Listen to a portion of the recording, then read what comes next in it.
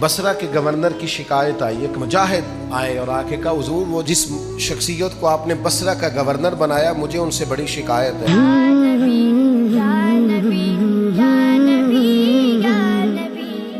हजरत उमर फारूक रदी अल्लाह ताला उन्होंने गवर्नर साहब को खत लिखा, और ये जरा जुर्रत देखो सैयदना फारूक आजम की। आप फरमाने लगे बात मैंने सुन ली है, गवाहियां मैंने मंगा ली हैं, पता मैंने कर लिया है, मालूमात मुझे हो गई है, जो ये बंदा कह रहा है बात बिल्कुल ठीक है।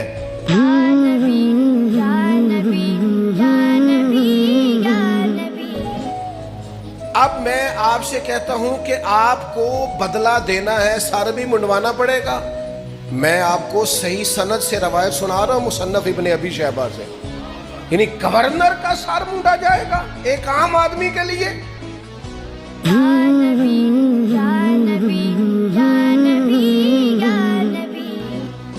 इतनी जुर्रत तो आप छोटे से अफसर के लिए नहीं कर सकते।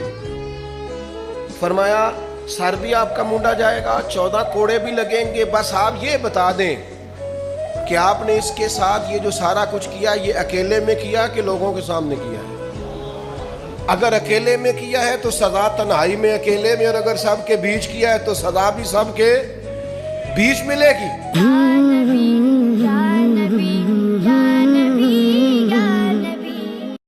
हजरत फारूक आजम ने उस शख्स को दिया, रुका, भेजे 7 लोग, वहां जाके गवर्नर साहब को भरे मजमे में जब लोगों के बीच उस शख्स ने कहा आइए मैं आपका सर मूंडने लगा हूं, और जब उसने उस तरह पकड़ा सर मूंडने का सामान उठाया, लोग कहने लगे यार गलती हो गई चल माफ कर दे। कहने लगा क्यों माफ करूं?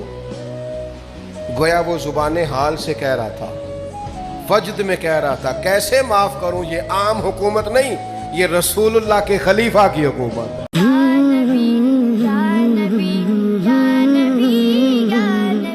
खलीफा बरहक की हुकूमत है, यहां किसी गरीब पर कोई ज्यादती हो सकती नहीं है।